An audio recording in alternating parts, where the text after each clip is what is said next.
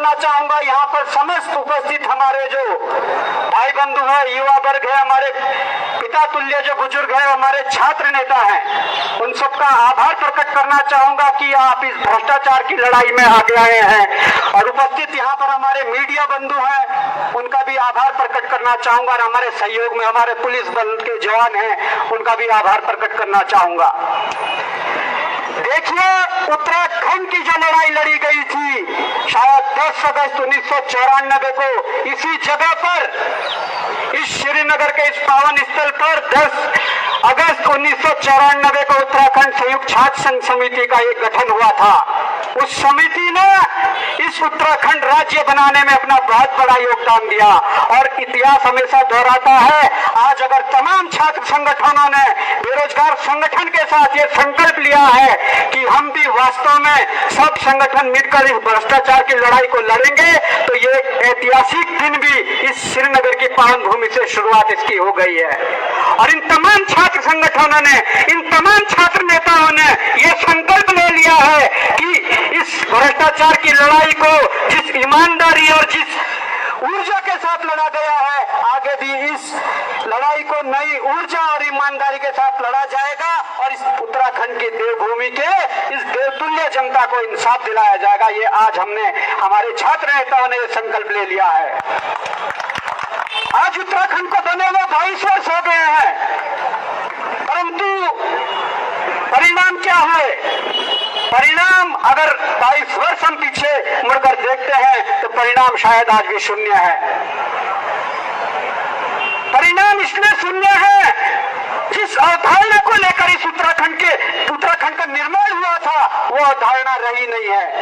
उत्तराखंड का निर्माण रोजगार के लिए हुआ था, उत्तराखंड का निर्माण हुआ था कि पलायन रुकेगा, उत्तराखंड का निर्माण हुआ था कि लखनऊ में जो भ्रष्टाचार होता है वो नहीं होगा, इसलिए उत्तराखंड का निर्माण हुआ था। परंतु आज हालत जस के तस है, बल्कि मैं तो ये कहना चाहूंगा, जो हालात 2000 में थे उससे बदतर स्थिति आज हो गई है। हमारे कोई से भी विभागों में चले जाइए, आप भ्रष्टाचार इतना बढ़ गया है कि आप वहां पर बिना लिए दिए बात नहीं कर सकते हैं। जिन विभागों के लिए हमारे कर्मचारियों और अधिकारियों की नियुक्तियां जिस संस्था से होनी थी, आपने तो उस संस्था की ही बोली लगा दी। तो ये मिला हमें 22 वर्षों का उत्तराखंड। मैं कहना चाहूंगा, उत्तराखंड पहाड़ी प्रदेश है, यहाँ की भौगोलिक परिस्थिति को देखकर यह समझना चाहिए हमारी सरकारों को कि जो दिल्ली से रिमोट कंट्रोल हो रहा है वो नहीं होना चाहिए। यह समझना चाहिए हमारे नेताओं को, यह समझना चाहिए हमारे अधिकारियों को कि जो नीतियां लखनऊ से बनती थी, अगर वही नीतियां आज भी बन रही है तो क्यों उत्तराखंड अलग लिया? तो ठीक था, उत्तर प्रदेश में ही ठीक था, क्योंकि अगर वहां रिजर्वेशन मिलता तो ओबीसी के लिए ज्यादा रिजर्वेशन था, एसटी एससी के लिए ज्यादा रिजर्वेशन था। अगर वहां 70,000 पद निकलते तो सारा उत्तराखंड आज 70% युवा नौकरी में होते।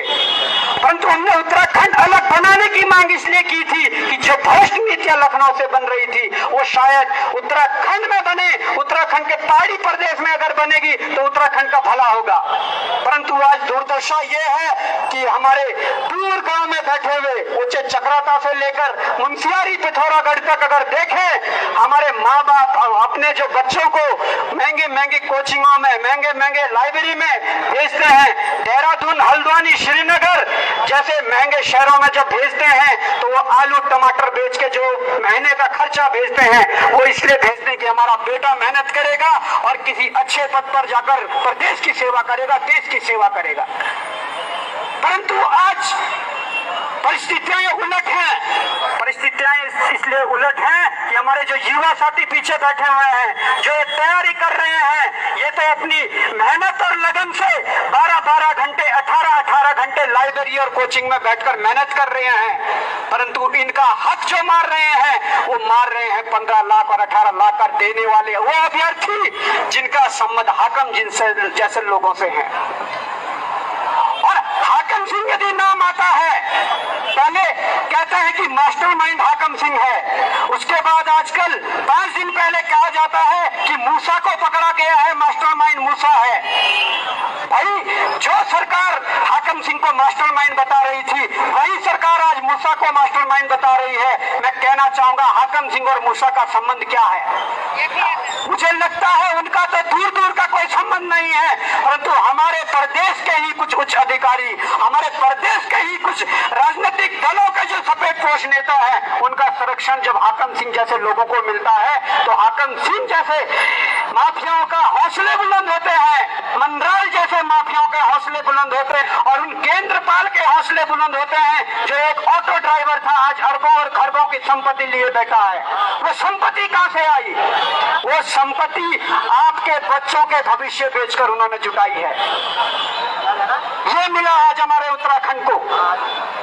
हम कहना चाहते हैं, हमने 3 साल पहले एक आवाज उठाई थी कि उपनल में भी जो आप यहाँ लगा रहे हैं उसमें बड़ा भ्रष्टाचार हो रहा है। हमने जब वो डेटा खोला तो उसमें देखा गया कि उत्तराखंड चिकित्सा परिषद एक बोर्ड है, वहां पर जो उसके अध्यक्ष थे वो कोई शर्मा जी, वो जम्मू कश्मीर के थे। हम